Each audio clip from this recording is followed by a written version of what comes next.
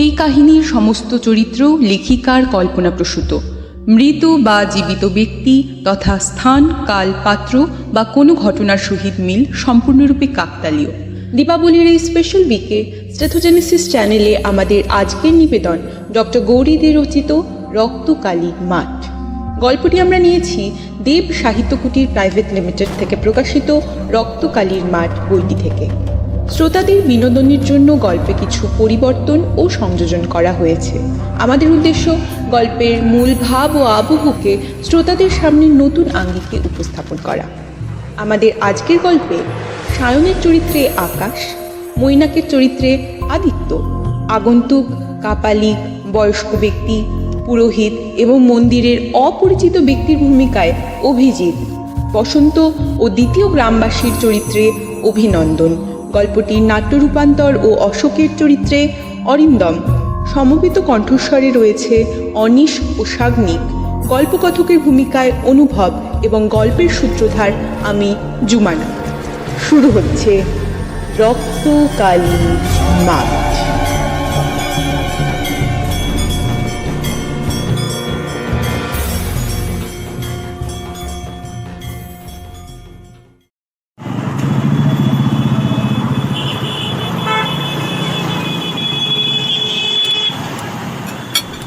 এবছর গরমের ছুটি পড়তেই সায়ন, মৈনাক, অশোক আর বসন্ত ছোটখাটো একটা ভ্রমণের পরিকল্পনা করতে বসল।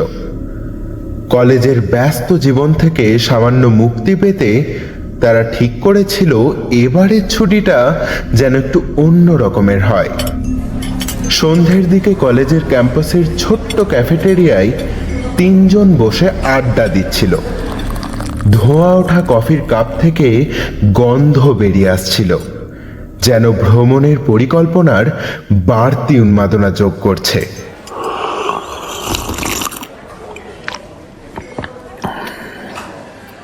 তা কোথায় যাবি কিছু ঠিক করলি তোরা?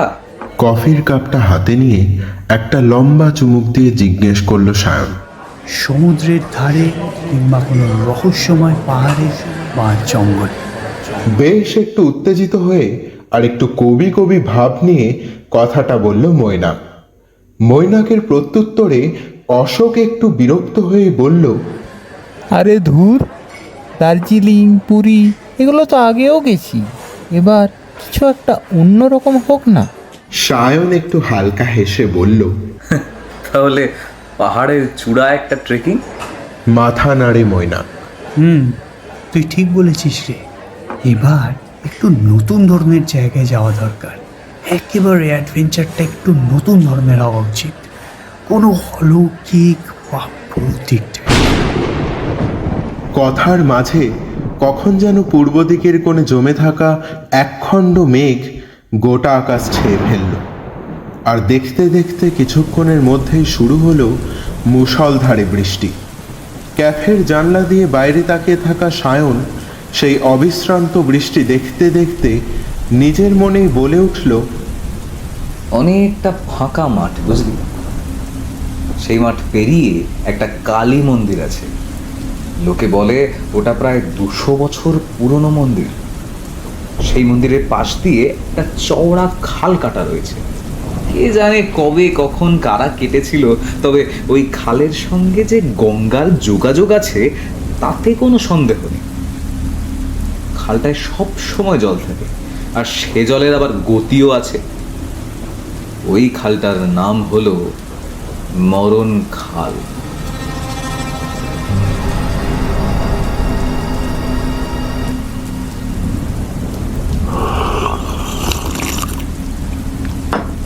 মৈনাক হাতের কফিটায় একটা লম্বা চুমুক দিয়ে কাপটা টেবিলের উপর নামিয়ে রেখে পকেট থেকে একটা সিগারেট ধরিয়ে লম্বা টান দিয়ে বলল,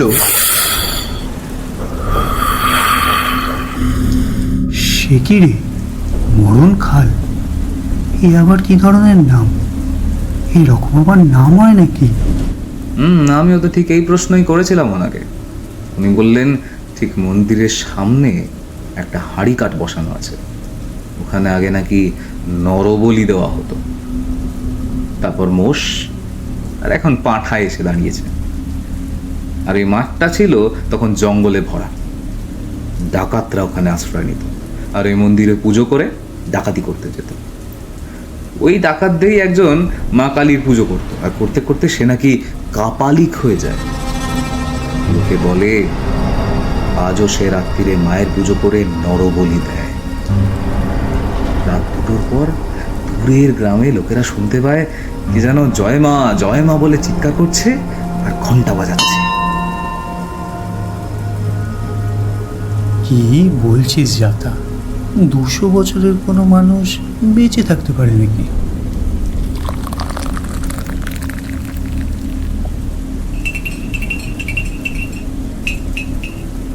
বসন্ত এতক্ষণ চুপচাপই ছিল, এবার সে কথা পারল। দেখ, ওসব বদমাস লোকেদের কাজ। গ্রামের লোককে ভয় দেখিয়ে জায়গাটা হাতাবার মতলব। তা যা বলেছিস বসন্ত। চল শ্যাম, আমরা নিজের চোখে ব্যাপারটা দেখে আসি। আমরা এই যুগের ছেলে হয়ে এসব অন্ধ কুসংস্কার মেনে নেব যাচাই না করে? তা কি হয় নাকি? কি যাবি? যতটা সহজে কথাটা বললি ততটা সহজ কিন্তু নাও হতে পারে। জীবনের রিস্কও থাকতে পারে ভায়া। আরে বল না, তুই ভয় পেয়ে গেছিস। কথাটা সায়নের বেশ মনে লাগলো। ভয় কাকে বলে সায়ন জানে না রে। আর জীবনের রিস্ক সে তো যে কোনো অ্যাডভেঞ্চারই আছে, তাহলে তো আর নতুন কিছু করাই যায় না। এই তো, তুই ঠিক কর, আমরা দুজনেই যাব। হ্যাঁ, সেই ভালো। তোরা ফিরে এলে শুনবো তোদের কাছে কি ব্যাপার। আচ্ছা, আমি তাহলে ডিটেলসটা জোগাড় করি। তবে একটা কথা, বাড়িতে বলবি বেড়াতে যাচ্ছি। ওই রক্তকালীর মাঠের কথাটা বলবি না কিন্তু, তাহলে কিন্তু ওরা যেতে দেবে না। রক্তকালীর মাঠ? সেটা আবার কোথায়? আরে আমি তোদের বলেছি তো, ওই মাঠটার নামই তো রক্তকালীর মাঠ, ওই যেখানে মন্দিরটা রয়েছে। তারপর মৈনাকের দিকে তাকিয়ে বলল, দেখ, ঠিক যাবি তো? নিশ্চয়ই, তুই ব্যবস্থা কর। হ্যাঁ রে, কাপালিকটা কি রোজ রাতে নরবলি দেয় সেটা জিজ্ঞেস করেছিলি? সায়ন কফির কাপে চুমুক দিয়ে বলল,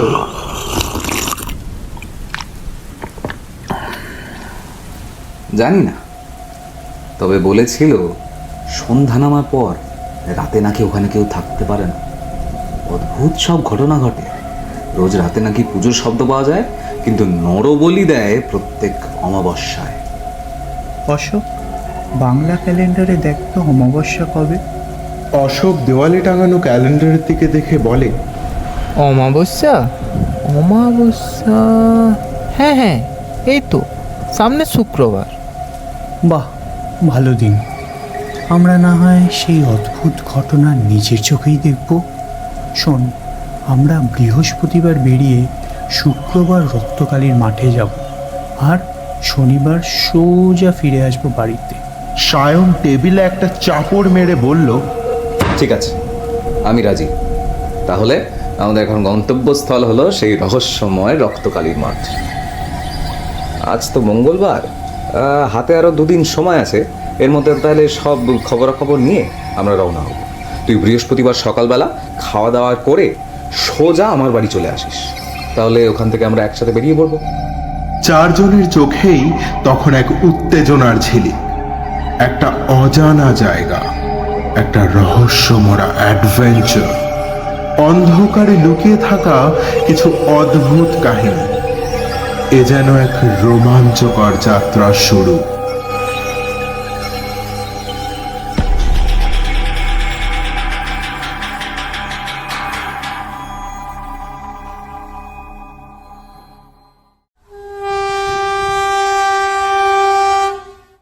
বর্ধমান লোকাল ধরে ব্যান্ডেল, কতক্ষণেরই বা পথ।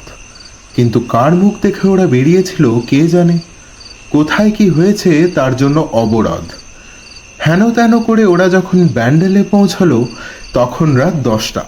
এরপর আর কোথাও যাওয়া সম্ভব নয়, বিশেষ করে রক্তকালীর মাঠ তো নয়, কারণ এখান থেকে মরণখালের যা দূরত্ব তা যেতে গেলে ঘন্টা 3 তো লাগবেই।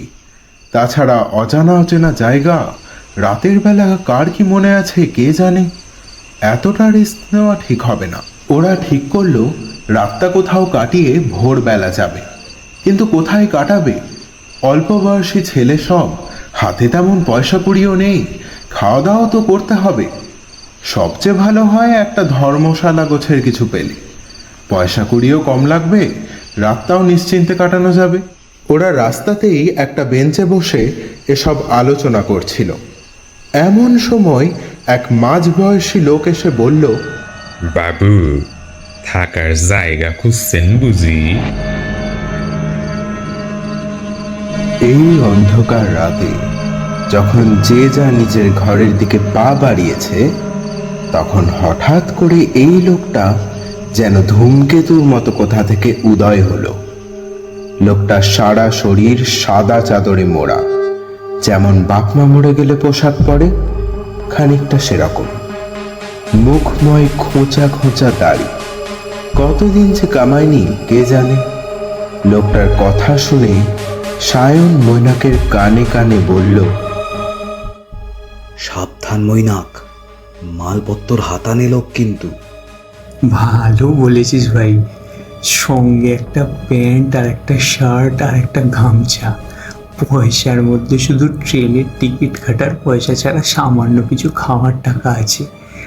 এ তো চোর ছুঁয়েও দেখবে না, ছুঁড়ে ফেলে দেবে। আমাদের আর ভয় কি? কোনো কথা বলে দেখ না, যদি উপকার হয়। কিছুক্ষণ চিন্তা করে সায়ন একটু গলা খাঁকড়িয়ে লোকটাকে ধীরে ধীরে বলল, দেখুন দাদা, আজ রাতটা কাটাবার মতো ঘর চাই, কিন্তু আগেই বলে রাখছি পয়সা করি কিন্তু ফাঁকা। লোকটা সায়নের কথা শুনে একটু খ্যাক খ্যাক করে হেসে তারপর ঘর ঘরে গলায় বলল, দেখুন বাবু, আমার পয়সা কড়ির প্রতি কোনো লোভ নেই। কতদিনই বা বাঁচবো? ওসব পয়সা করি আমি সই না। কি হবে পয়সায়? তবে আমি কোনোদিন কারো গো অপকার করিনি। রাত্রিটায় মানুষ ঝামেলায় পড়ে বলে আমি রাত্রিরে ঘুরে বেড়াই। আপনাদের দেখে মনে হলো যে আশ্রয় চাই। স্কুলের ছেলেরা খরচ করার মতো পয়সা পায় না, তাই এলাম বলতে। এই আমার একটা ছোট্ট কুটির আছে বাবু, সেখানেই দুটো দিন অনায়াসেই আপনারা কাটাতে পারবেন, কোনো পয়সা কড়ি লাগবে না। হাতে যেন স্বর্গ পেল সায়ন আর ময়না। কিছু না ভেবেই ওরা এক কথায় রাজি হয়ে গেল। যদি ওরা লক্ষ্য করত তাহলে দেখতে পেত লোকটার চোখ দুটো আনন্দে আগুনের মতো জ্বলছে। আগন্তুক বৃদ্ধ কোথা থেকে যেন একটা ধ্বজভঙ্গ গরুর গাড়ি এনে উঠে বসলো তাতে। সায়ন আর ময়নাকে উঠে বসলো। গরুর গাড়ি চলতে শুরু করলো টিক টিক করে। কিন্তু কত দূর চলছে তো চলছে, পথ যেন আর শেষ হয় না। হাত ঘড়িতে সায়ন সময় দেখল, রাত প্রায় 12টা। এবার ওরা কথা না বলে পারল। কি ব্যাপার বলুন তো দাদা, এ তো দেখছি রাত ভোর হয়ে যাওয়ার মতো অবস্থা। আর কত দূরে আপনার বাড়ি? এই তো এই গ্রামের শেষ প্রান্তেই আমার বাড়ি, আর তারপরেই শুরু হচ্ছে রক্তকালীর মাঠ। কথাটা শুনেই আঁতকে উঠল ময়নাকার সায়ন। রক্তকালীর মাঠ, তার কাছেই ওরা এসে পড়েছে। গাড়িটা থেমে গেল। ওরা নামলো একটা একচালা দাওয়াওয়ালা কুঠুরি। লোকটা গাড়োয়ানকে ভাড়া মিটিয়ে দিল। ময়নাকার সায়ন দুজনেই টাকা দিতে গেলে লোকটা নিল না। টাকা পয়সার কোনো দরকার নাই বাবু, তবে যদি দেওয়ার ইচ্ছে হয় তাহলে যাওয়ার সময় দিয়ে যেও। এখন ঘরে যাও দেখি। দুজনে যেন মন্ত্রমুগ্ধের মতো ঘরে ঢুকে গেল। সমস্ত শরীরটা যেন নিজেদের বশে নেই। লোকটা ঘরের মধ্যে ইতিমধ্যে একটা প্রদীপ নিয়ে এসে হাজির হলো। রাত অনেক হয়েছে বাবুরা, এখন আপনারা শুয়ে পড়ুন। আর যদি মন্দির দেখার ইচ্ছে থাকে তাহলে কাল তোমরা রাত্রিরে মন্দিরে যেও, কেমন? লোকটা বেরিয়ে গেল। ঘরের দরজাটা বোধহয় বাইরে থেকে বন্ধ করে দিল। ব্যাপারটা আমার ঠিক ভালো ঠেকছে না রে। এই আমরা কার পাল্লায় পড়লাম? আরে ভয় কি, আমাদের তো আর হারাবার কিছু নেই। দেখা যাক না কি হয় শেষ পর্যন্ত। মাঝরাতে ঘুম ভেঙে গেল সায়নের। প্রচন্ড জল তেষ্টা পাচ্ছে।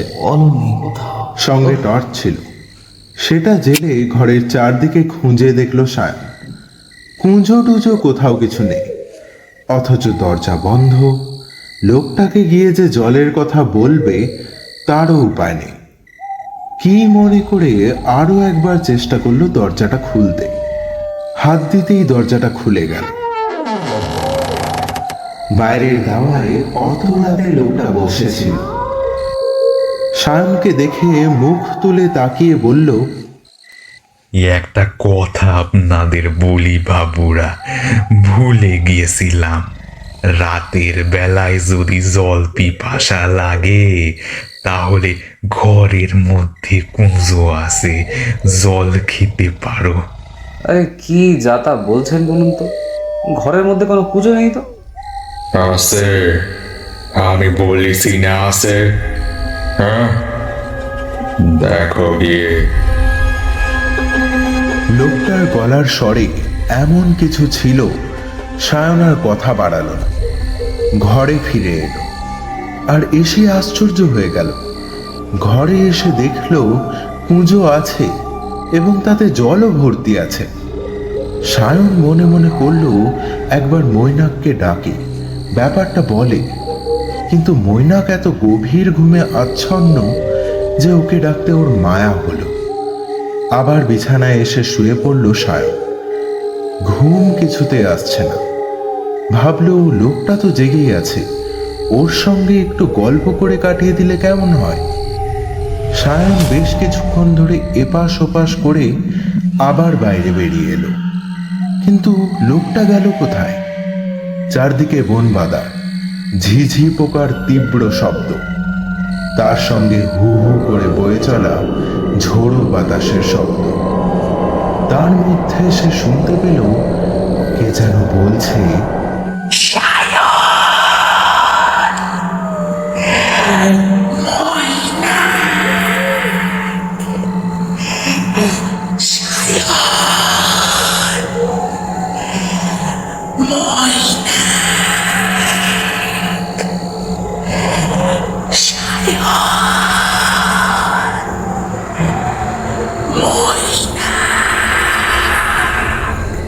অবাক হয়ে গেল সায়ন।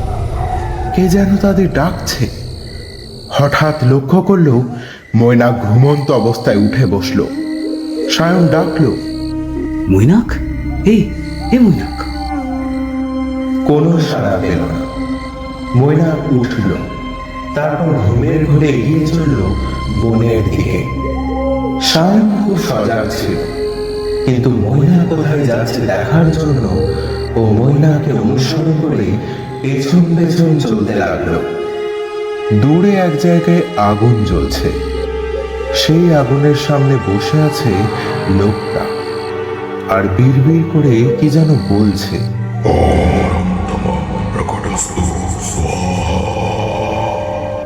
ওদের দিকে পেছন করে বসে আছে কালো মিশমিশে একটা দৈত্যের মতো লোক। সায়ন ঠিক বুঝতে পারল না ব্যাপারটা, কিন্তু দেখলো মৈনাক প্রায় আগুনের কাছে চলে গেছে। সমস্ত কিছু ভুলে চিৎকার করে উঠল সায়ন, মৈনাক, যাস নে রে। চমকে ফিরে তাকালো মৈনাক। আমি কোথায় রে? সামনে তাকিয়ে দেখ। সায়নের কথা শেষ হলো না। সে নিজেই অবাক হয়ে গেল। আশ্চর্য ব্যাপার, আগুনও নেই আর সেই লোকটাও নেই। তাহলে সে কি এতক্ষণ স্বপ্ন দেখছিল? আর মৈনাকি বা কেন এলো এখানে? জানিস, আমায় কে যেন ডাকছিল আয় আয় করে। সায়নের মাথাটা কেমন যেন করছে, তার মুখটাও ফ্যাকাশে হয়ে গেছে নানা রকম ঘটনায়। ঘরে চল মৈনাক, এখানে বেশিক্ষণ থাকাটা ঠিক হবে না একদম। ঘরে চল, এক্ষুনি ঘরে চল। ওরা কুঠুরিতে ফিরে এলো। সেখানে আর এক বিস্ময়, ওরা দেখলো দাওয়ায় শুয়ে সেই লোকটা ঘুমোচ্ছে। সায়ন আর মৈনাক পরস্পরের মুখ চাওয়াচাই করলো। তারপর ঠিক করলো এখানে আর এক মুহূর্তও নয়, সকাল হলে ফাঁক বুঝে পালাতে হবে।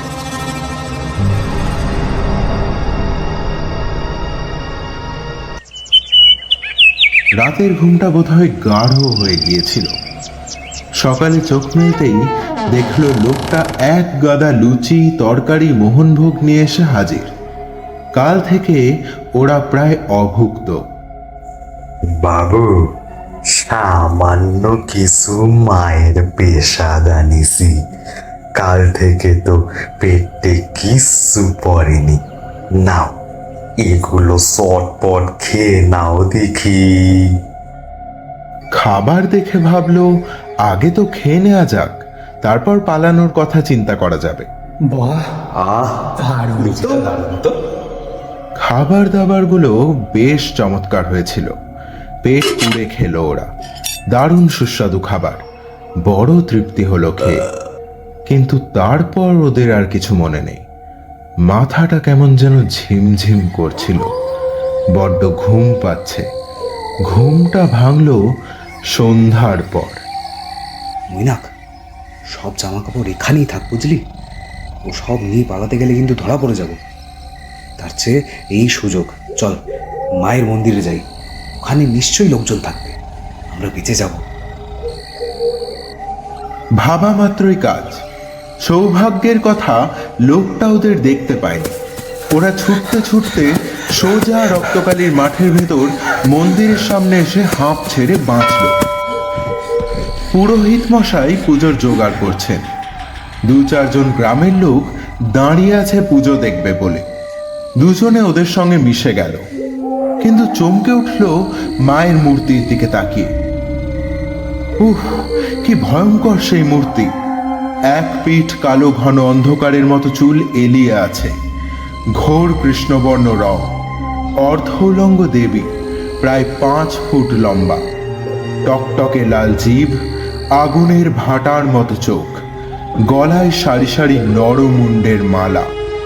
প্রত্যেকটা কাটা মুন্ডু যেন জীবন্ত বলে মনে হয়, আর মনে হয় যেন তাদের সেই কাটা গলা থেকে টপ টপ করে রক্ত পড়ছে, আর সেই রক্ত খাচ্ছে এক শ্মশানচারী শেয়াল। তার লম্বা জিভ দিয়ে টপ টপ করে রক্ত ঝরে পড়ছে। শেয়ালের দাঁতগুলো কেমন অস্বাভাবিক রকম লাল, মনে হয় রক্ত লেগে আছে। কিন্তু ভালো করে দেখে ওরা বুঝতে পারল ওরকম মনে হলেও সত্যি কিন্তু জীবন্ত নয়। ঠিক মন্দিরের চাতালে একটা হাঁড়ি কাঠ। চমকে উঠল সায়ন। এ কি দেখছে? সায়নের সারা শব্দ না পেয়ে মৈনাক সায়নের দিকে তাকালো। তারপরও দৃষ্টি অনুসরণ করে তাকালো ওই হাঁড়ি কাঠের দিকে। সাংঘাতিক রকমের চমকে উঠল মৈনাক। আমি এসব কি দেখছি রে? এ তো রক্ত গঙ্গা বইছে। আমি ভুল দেখছি না তো?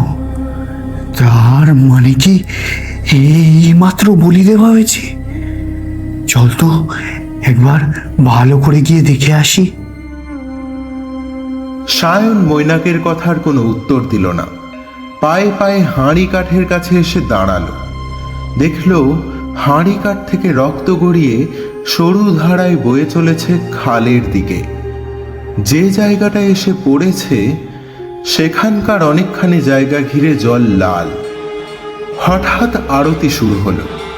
কাঁসর ঘণ্টার শব্দে মুখরিত হয়ে উঠল নিস্তব্ধ রক্তকালীর মাঠ। মৈনাক আর সায়ন দাঁড়িয়ে থাকা একজন মানুষকে জিজ্ঞেস করল, বলি হয় বুঝি? কাঁসর ঘন্টার শব্দে সে শুনতে পেল না। তখন ইশারায় হাঁড়ি কাঠটার দিকে দেখিয়ে বলল, তা দাদা, এখানে বলি হয় বুঝি? লোকটা তাড়াতাড়ি ঠোঁটে আঙুল দিয়ে ওদের ইশারায় চুপ করতে বলল। আরতি শেষ হলো। এখন ভোগের ব্যবস্থা। মিনিট 15 জন্য মন্দিরের দরজা বন্ধ হয়ে যাবে। তারপর আবার দরজা খুলবে, ভোগ বিতরণ হবে। এই 15 মিনিট সময় সবাই দাঁড়িয়ে থাকবে। মন্দিরের লোকটা এগিয়ে এসে বলল, কি জানতে চান বলুন, সময় খুব কম। কিসের সময় কম, কেন কম, এসব বুঝতে পারল না ওরা। তবে এটুকু বুঝতে পারলো যা কিছু তাড়াতাড়ি করা দরকার। আচ্ছা, কাল বা এক্ষুনি কি ভুলই হয়েছে? শেষ বলি হয়েছে 6 মাস আগে, কালী পুজোর রাত্রিরে। পাঠা বলি। 6 মাস আগে? কিন্তু এখনো রক্ত বইছে? কি বলছেন? লোকটার চোখ দুটো জলজল করে উঠল। কপালে হাত ঠেকিয়ে মায়ের উদ্দেশ্যে প্রণাম করে বলল, শুনুন, এ রক্ত কখনো শুকোয় না। সে কি, এ তো অসম্ভব কথা। নিজের চোখেই তো সব দেখলেন, সন্দেহ করবেন না। যা বলছি মেনে নিন। শুনুন, আগে হতো নর বলি, তারপর মোষ, আর তারপর এখন পাঁঠা। আপনারা এখানে নতুন? দুজনেই মাথা নেড়ে জানালো ওরা নতুন। তাহলে শুনে রাখুন, বেশি কৌতূহল ভালো নয়, আর যতটা শীঘ্র সম্ভব চলে যান। আমরাও সবাই এক্ষুনি চলে যাব। কিন্তু কেন? মৈনাকের প্রশ্নের উত্তরে কি যেন বলতে গেল লোকটা, কিন্তু মন্দিরের দিকে তাকিয়ে চুপ করে গেল। শুধু বলল, আসুন, পুরোহিত ঠাকুর প্রসাদ দিচ্ছেন। আসুন আসুন। লোকটির সঙ্গে সঙ্গে ওরাও এগিয়ে চলল। সকলের হাতে একটু করে প্রসাদ দেওয়া হলো, একটা করে লুচি আর তাতে অল্প কিছু মোহনভোগ। এই প্রসাদের স্বাদ ওরা এর আগেও পেয়েছে। পুথুরির লোকটা তাদের খাইয়েছিল। ওরা প্রথমে ইতস্তত করছিল, তারপর যখন দেখলো সবাই খাচ্ছে তখন আর আপত্তি করলো না। আমাদের যে তরকারিটা দেওয়া হয়েছিল সেটাই ঘুমের ওষুধ মিশিয়ে দিয়েছিল, তবে এটাই মনে হচ্ছে না সেরকম কিছু থাকবে। সায়ন কথা বলছিল। মৈনাক চোখ বড় বড় করে কি যেন দেখছে। কি রে, কি হলো? কি দেখছিস? লক্ষ্য কর, মায়ের খাড়াতেও রক্ত লেগে আছে। হ্যাঁ তাই তো, ঠিকই বলেছিস। আর একটা জিনিস লক্ষ্য কর। কি বলতো? দেখ, পুজোর পর আবার নতুন করে আরতির জিনিস সাজানো হয়েছে। থালায় ফুল, বেলপাতা দিয়ে নতুন করে জোগাড় করা হয়েছে সব। দেখ, এ আবার কি দেখবো? ও তো কাল সকালের জোগাড়। হতে পারে, কিন্তু ফুল বেলপাতা তো কাল অবধি থাকবে না, সব শুকিয়ে যাবে। ও, ওতে তো কোনো কিছু চাপাও দেওয়া হয়নি। প্রায় সবাই এক এক করে চলে যাচ্ছে। পুরোহিত মন্দিরের দরজা বন্ধ করার আগে ওদের ডাকলেন, তোমরা কে? এর আগে তো কখনো দেখিনি। কোথা থেকে এসেছ? আমরা কলকাতা থেকে এসেছি, মায়ের মহিমা শুনে দর্শন করতে এসেছি। শুনেছি উনি নাকি খুব জাগ্রত। পুরোহিত তীক্ষ্ণ দৃষ্টিতে তাকিয়ে রইলেন ওদের দিকে। সে দৃষ্টির সামনে ওরা কেমন যেন হয়ে গেল। ওদের মনে হলো পুরোহিত তাদের মনের মধ্যে ঢুকে যেন আসল সত্যটাকে হাতড়াচ্ছে। ভীষণ একটা অস্বস্তিতে পড়ল ওরা। বেশ কিছুক্ষণ পর পুরোহিত বললেন, শোনো, তোমরা ফিরে যাও। রাত 9টার পর এখানে আর কারো থাকার নিয়ম নেই। আর যদি সেটা না মানো তাহলে মনে রেখো বড় একটা ক্ষতি হয়ে যেতে পারে, কেমন? হ্যাঁ, আমরা ফিরে যাব, আপনি যান। গেলেই মঙ্গল। কি বললো শুনলি? না গেলে নাকি আমাদের ক্ষতি হয়ে যাবে। আচ্ছা, আমরা এই যুগের ছেলে হয়ে মেনে নেব এসব অলৌকিক? না, এগুলো মানা যায় না। আমার কি মনে হয় জানিস, কিছু ধান্দাবাজ লোক এসব করছে। লাল রং ঢেলে রক্ত বলে ভয় দেখাচ্ছে। নিশ্চয়ই ওদের কিছু বদ মতলব আছে। আমারও তাই মনে হয়, কিন্তু বদমাস লোকের পাল্লায় পড়লে কিন্তু বেঘরে প্রাণটাও যেতে পারে। সে যায় যাক, এসেছি যখন এর শেষ দেখেই ছাড়বো। হ্যাঁ, ঠিক বলেছিস। রাত 9টার পর কি হয় এটা দেখতেই হবে, নয়তো বসন্ত অশোক সবাই মিলে আবার বলবে কি ভিতরে তোরা ভয় পালিয়ে এলি। ওই সামনের গাছটা দেখেছিস? এক গাদা ডালপালা নিয়ে কেমন দাঁড়িয়ে আছে কয়েকশো বছর ধরে। ওর ডালেই আমরা লুকিয়ে বসে থাকবো, কেউ দেখতে পাবে না। যা দেখার আমরা দেখব। অবশ্য সত্যি যদি কিছু ঘটনার মতো ঘটে তাহলে আমরা সবটাই প্রত্যক্ষ করতে পারবো। তারপর ভোরবেলা সবার আড়ালে লুকিয়ে পালাবো। কিরে, তুই রাজি তো? হ্যাঁ, একদম এক কথায় রাজি। কিন্তু খাওয়া দাওয়া? বাদ দে তো, সকালে যা খেয়েছি এখনো পেট ভরে আছে, আর একদিন না খেলে কিছু হবে না। চল চল, গাছে উঠে পড়া যাক, এখানে দাঁড়িয়ে থাকাটা ঠিক হবে না। দুজনেই বিশাল বড় গাছের একটা শক্ত ডালে গিয়ে বসল। বেশ শক্ত করে ধরে রাখলো নিজেদের। রাত বাড়তে লাগলো। ওরাও মাঝে মধ্যে ছটফট করতে লাগলো। নিজেদের মধ্যে এবার কথা বলাও বন্ধ হলো। কিন্তু ঘুম কাটবে কি করে? চোখ তো জুড়িয়ে আসছে, আর গত রাতে তো ভালো করে ঘুমাতেই পারেনি ওরা। তাই ঘুম পাওয়াটা আশ্চর্যের কথা নয়। দুজনেরই একটু তন্দ্রা মতো এসেছিল। হঠাৎ শুনতে পেল খসখস শব্দটা। ওরা দুজনে দুজনের দিকে তাকালো। মৈনাক চারদিকে উঁকি ঝুঁকি মারতে লাগলো। সায়ন চেষ্টা করলো, কিন্তু কিছু দেখতে পেল না। খানিক পরে দেখল একজন বিভৎস দর্শন লোক আর একটা লোককে হাত পা মুখ বেঁধে টানতে টানতে নিয়ে আসছে এদিকে।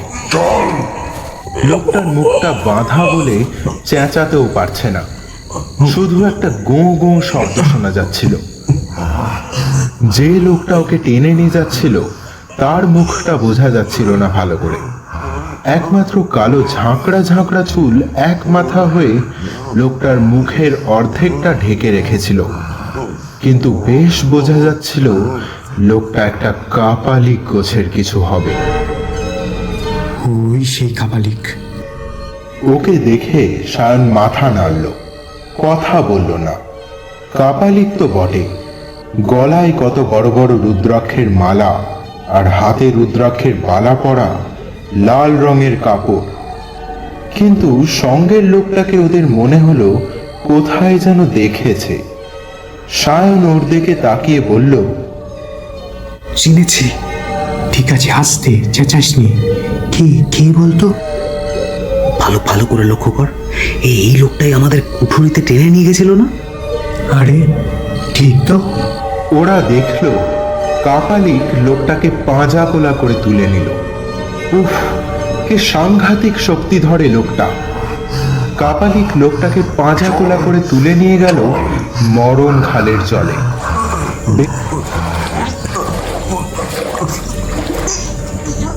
বেশ করে জলে 3 বার চোবালো। তারপর আবারও সেই অবস্থায় নিয়ে গেল মায়ের মন্দিরের দরজার কাছে। তারপর লোকটাকে শুইয়ে দিল। লোকটাকে শুইয়ে দিয়ে কাপালিক চিৎকার করে উঠল,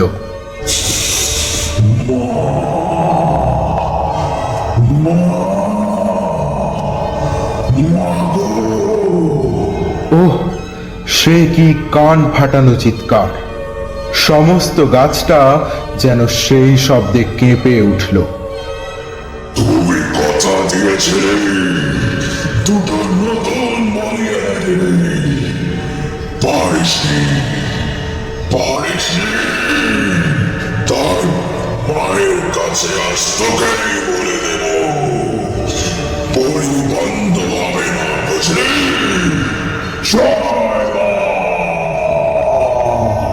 আবার সেই চিৎকার। সায়ন তাকালো মৈনাকের দিকে। এতক্ষণে বোঝা গেল ওদের ঘরের মধ্যে আটকে রাখার চেষ্টা বা মন্ত্র করে সম্মোহন করার চেষ্টা কেন করা হয়েছিল। বুকের ভেতর থরথর করে কাঁপছে মৈনাক আর সায়নের। কত বড় বিপদই না হতে যাচ্ছিল তাদের। এখনো তো ওরা বিপদমুক্ত নয়। একবারও যদি দেখতে পায় ওদের, সঙ্গে সঙ্গে গাছ থেকে নামিয়ে বলি দেবে।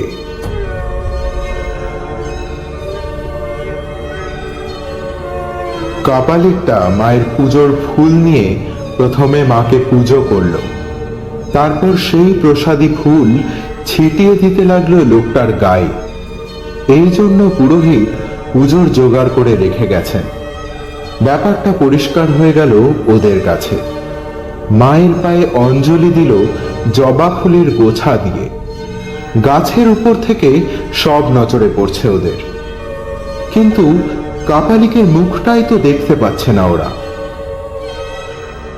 এরপর ধূপ ধুনো জেলে পঞ্চপ্রদীপ দিয়ে শুরু হলো আরতি। ঘন্টার শব্দ আর কাপালিকের মা মা ডাক চারিদিকে ছড়িয়ে পড়তে লাগলো। গাছের উপরে বসে প্রচন্ড ভয় আর উত্তেজনায় কাঁপছে ওরা। পাছে পড়ে যায় তাই প্রাণপণে চেপে ধরে আছে গাছের ডালটা। আরতি শেষ হলো।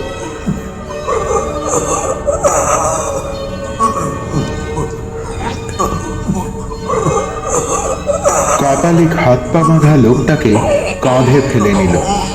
লোকটা মুক্তির চেষ্টায় গো গো শব্দ করছে আর ছটফট করছে, কিন্তু কাপালিকের শক্তির কাছে একেবারে অসহায় সে। কাপালিক কাঁধে তুলে নিল লোকটাকে। অবলীলাক্রমে তাকে নিয়ে চলল সেই হাঁড়ি কাঠের দিকে।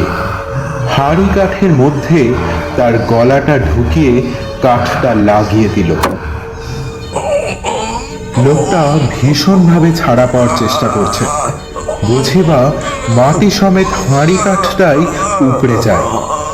কাপালিক গ্রাহ্য করল না, ফিরে গেল মন্দিরে। ডান হাতে মায়ের খাঁড়াটা নিল আর বাঁ হাতে নিল মরার খুলি। খাঁড়াটা অন্ধকারেও চকচক করে উঠল। সেটাকে মাথার উপর ঘোরাতে ঘোরাতে কাপালিক এগিয়ে চলল হাঁড়ি কাঠের দিকে।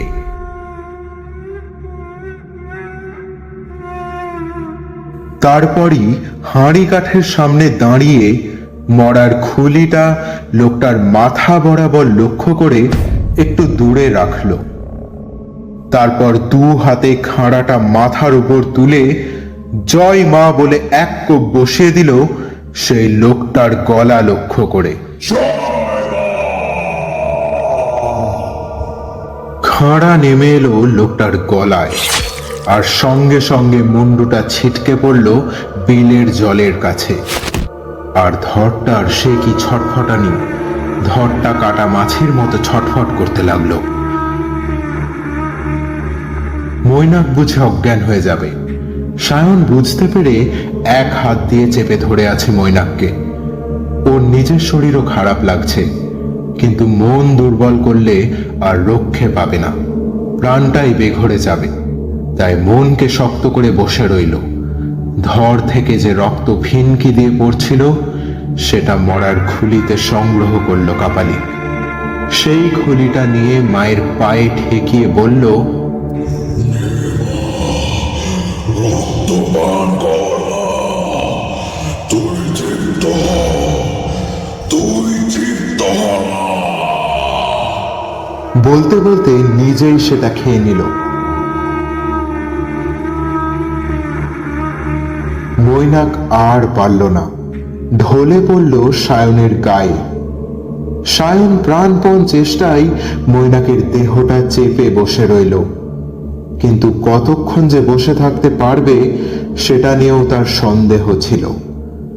শরীরটা ক্রমশ ভার হয়ে আসছে, কিন্তু কাপালিক চলে না যাওয়া পর্যন্ত ওখানে এই অবস্থাতেই বসে থাকতে হবে ওদের। কিন্তু আর যে পারছে না, যে কোনো মুহূর্তে মৈনাককে নিয়েও পড়ে যাবে নিচে। চোখটাও যেন কেমন ঝাপসা হয়ে যাচ্ছে। ও দেখতে চেষ্টা করলো কাপালিক কোথায়, ঘাড় ঘুরিয়ে দেখবারও উপায় নেই। বুঝতে পারল না কাপালিক চলে গেছে কিনা। হঠাৎ মনে হলো গ্রামের ভেতর থেকে কোনো মোড়ক ডেকে উঠল।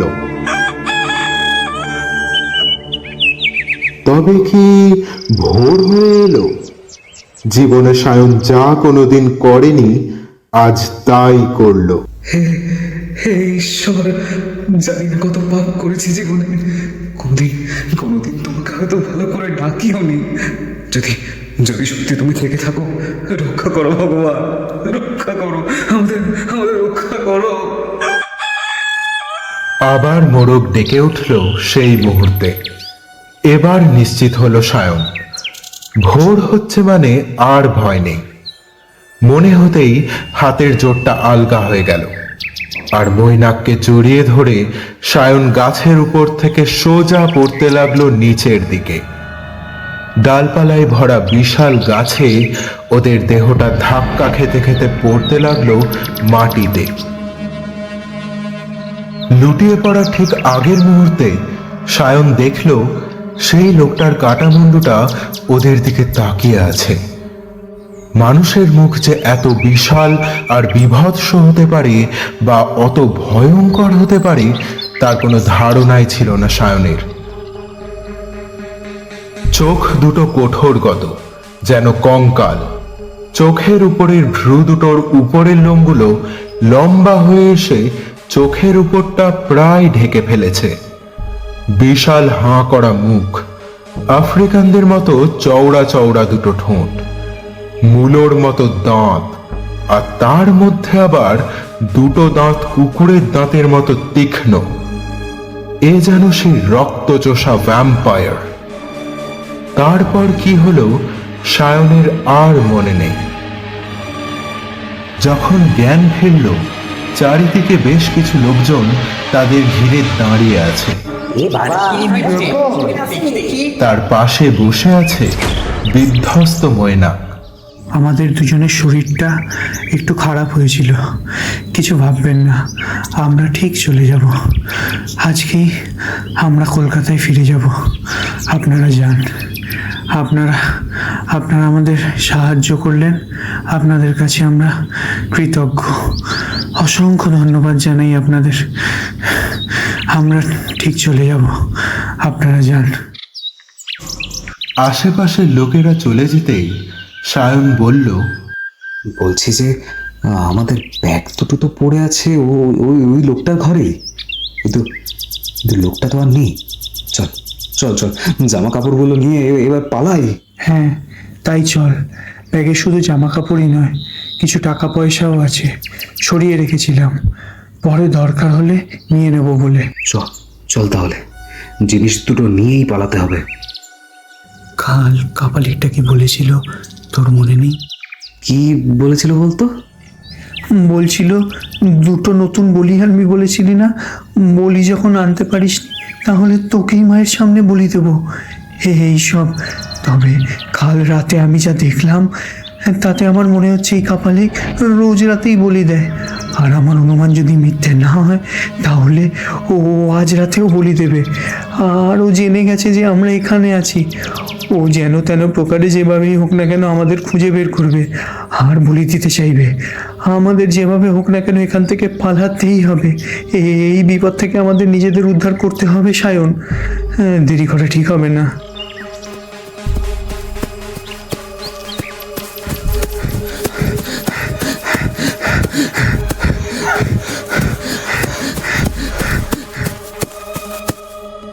ওরা কুঠুরির দরজার সামনে এলো, চারদিকটা একবার ভালো করে দেখে নিল, তারপর সোজা ঢুকে গেল ঘরের মধ্যে।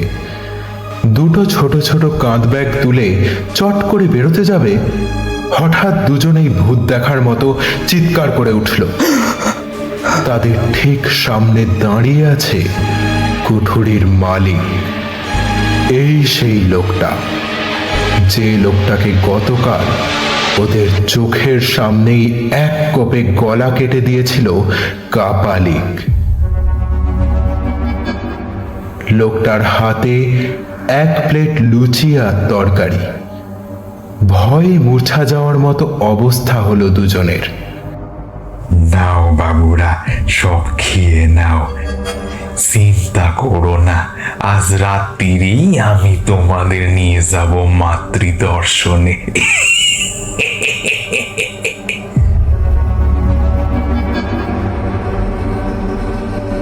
তারপর লোকটা চলে যেতে যেতে একবার পেছন ঘুরে তাকালো, তারপর বলল, আর একটা কথা, তোমরা কিন্তু কাল রাত্রিরে ঘরে শোনি, আমি এসে একবার ফিরে গেছি। একেবারে তোমাদের দেখলাম গাছতলায়। কি করছিলে গাছে বসে? হ্যাঁ,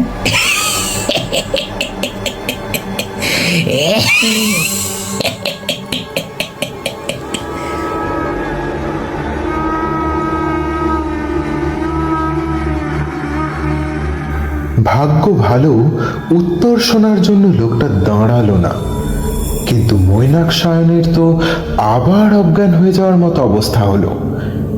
এ কি করে সম্ভব? কাল রাতে কি তবে ওরা অন্য লোককে দেখেছিল? না না, এ কি করে সম্ভব? ওরা দুজনেই একসঙ্গে ভুল দেখতে পারে না। লোকটা চলে যাওয়া মাত্রই খুট করে একটা শব্দ হলো। তার মানে এবার ওরা বন্দী হলো লোকটার হাতে। মৈনাক বাবা মায়ের একমাত্র সন্তান। ওদের কথা ভেবে হাউমাউ করে কেঁদে উঠল। সায়ন, আমাদের আর ফেরা হলো না রে। তুই তুই কি করছিস মৈনাক? মনকে শক্ত কর, একটা উপায় বার কর। এভাবে বেঘরে প্রাণ নেবো এটা মনে করিস না। হঠাৎ সায়নের মাথায় একটা বুদ্ধি খেলে গেল। ওর মুখে একটু হাসি ফুটল। দেখা গেল প্ল্যানের কথা শোনার পর মৈনাকের মুখেও আশার আলো ফুটে উঠল। আমরা খাবারগুলো খেয়েছি কিনা দেখার জন্য লোকটা ঠিক ঘরে ঢুকবে আরেকবার। সায়নের কথাই ঠিক হলো। খানিক পরে লোকটা ঘরে ঢুকলো, দেখলো সব খাবার পড়ে আছে, ওরা কিচ্ছু খায়নি। সায়ন দরজার আড়ালেই দাঁড়িয়েছিল। লোকটার যখন খাবারের দিকে নজর, সেই সময় দরজা খোলা পেয়ে এক ছুটে পালিয়ে গেল। লোকটা পরক্ষণেই তীব্র বেগে খোঁজ করতে শুরু করলো। অন্যটা কোথায়? কি জানি, এখানেই তো ছিল। লোকটার চোখ দিয়ে আগুনের ঝলকা বেরোতে লাগলো। পালিয়ে যাবি কোথায়? আমার হাত থেকে ওর নিস্তার নেই। বলেই দরজাটা আবার বন্ধ করে দিল বাইরে থেকে। ঘরের মধ্যে বন্দি মৈনাক ভগবানকে ডাকছে। কেন যে তারা জামা কাপড়ের লোভে আবার এসে লোকটার ফাঁদে পা দিল। সায়ন ছুটছে প্রাণপণে, দিক বিদিক জ্ঞান শূন্য হয়ে ছুটছে। সামনে লোকালয়, ওকে সেখানেই পৌঁছতে হবে। ও পরিষ্কার পায়ের শব্দ আর ডাক শুনতে পাচ্ছে লোকটার। ফিরে আয় বলছি, নাইলে মরবি।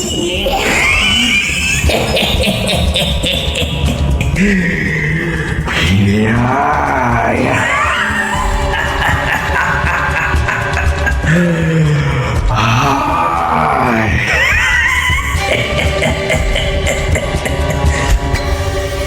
কোনো দিকে কান্না দিয়ে সায়ন ছুটছে। ক্রমশ গলার স্বর যেন অনেক কাছে এসে পড়েছে বলে মনে হলো। এই বুঝি তাকে ধরে ফেলে। ঠিক সেই সময় সায়ন দেখল একটা চায়ের দোকান। সেখানে বেশ কিছু লোকজন গল্পগুজব করছে। সায়ন ছুটতে ছুটতে সামনে গিয়ে পড়ল। সবাই দৌড়ে এলো।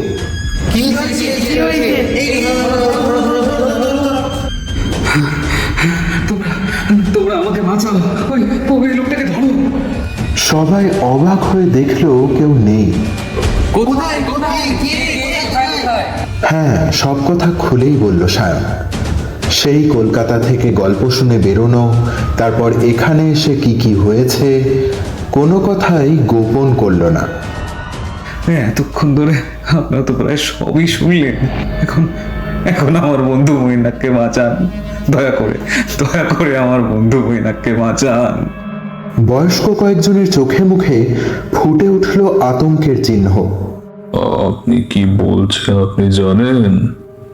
আপনি যা বললেন তা তো 100-200 বছর আগের ঘটনা। রক্তকালের মাঠে মায়ের মূর্তি পূজা করত ওই রকম একজন কাপালিক। সে নরবলি দিত, আর নর রক্ত ছিল তার পূজা উপাচার, কারণ বাড়ি। আর যে লোকটার কথা বললেন, ওখানে ওই একটাই বাড়ি ছিল।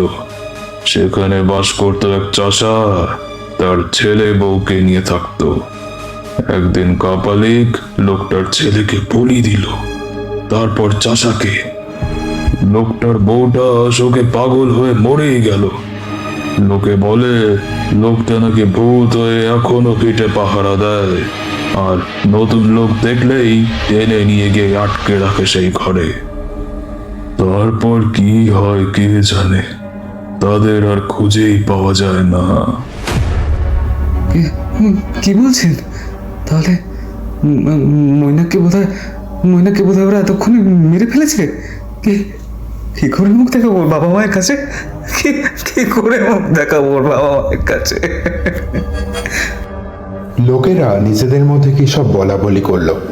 তারপর হাতে একটা করে লাঠি নিয়ে বলল, চলুন তো দেখি, ভগবান ছাড়া কেউ কিন্তু রক্ষা করতে পারবে না আপনার বন্ধুকে, বুঝলেন? তাও চলুন দেখি। হইচই করে খুব ছুটতে এলো ওরা। কিন্তু কোথায় কি? বাড়ি ঘর চালা কোথাও কিছু নেই। মৈনাকও, তবে কি তাকে মেরে ফেললো?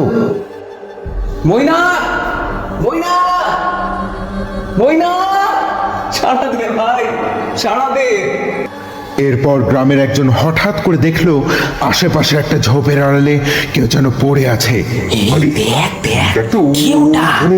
কেউ একটা পড়ে আছে বলে মনে হচ্ছে না? মৈনাক আবার জ্ঞান হারিয়েছে। বেশ খানিকক্ষণ পর জ্ঞান ফিরতে সায়ন মৈনাককে জিজ্ঞেস করলো, তুই এখানে এলি কি করে তুই? হ্যাঁ? মৈনাক ধুঁকছে, বড়ই ক্লান্ত, তবু বলল, তুই বেরিয়ে যাওয়ার পর লোকটাও গেল। খানিক পরে ফিরে এসে চোখ পাকিয়ে বলে উঠল, ঠিক আছে, দুটো না হয় একটাকেই আজ মায়ের কাছে বলে দেব। তারপর লোকটার চেহারাটা বদলে হয়ে গেল একটা পিশাচের মতো। বড় বড় দাঁত বার করে দু হাতে আমাকে ধরতে এলো। আমি ওর হাত থেকে বাঁচবার চেষ্টা করছিলাম, এমন সময় খুব হইচইয়ের শব্দ। লোকটা এদিক ওদিক তাকিয়ে আমাকে ছেড়ে দিল, কিন্তু যাবার আগে খুব জোর একটা ধাক্কা খেলাম। ছিটকে পড়লাম কোথায় কে জানে। মনে হলো একটা শক্ত কিছু লাগলো আমার মাথায়। আমার জ্ঞান চলে গেল। তারপর আর কিছু জানি না। সায়ন দেখলো মৈনাকের কপালে আবছা একটা অবয়ব। তার দুটি ভ্রুর সন্ধিস্থল থেকে কেমনই যেন অদ্ভুত একটা আলোর ছটা বিকিরণ হচ্ছে, ঠিক যেন সেই মাতৃমূর্তির ত্রিনয়নের মতো। চোখ দুটো ক্রমশ লাল হয়ে যেন ঠিকরে বেরিয়ে আসতে চাইছে। মনে হচ্ছে এই বুঝি কেউ যেন রক্ত জবায় অভিষেক করেছে তার। দেবী কি তাহলে সত্যিই ভর করলেন? ফোঁস ফোঁস শব্দ করে হঠাৎই যেন মাটিতে নেতিয়ে পড়ল সে।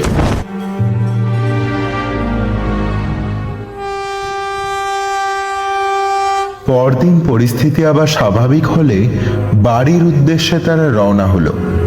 ট্রেনে উঠে সায়ন বলল, দেখ, আমাদের কথা কিন্তু কেউ বিশ্বাস করবে না।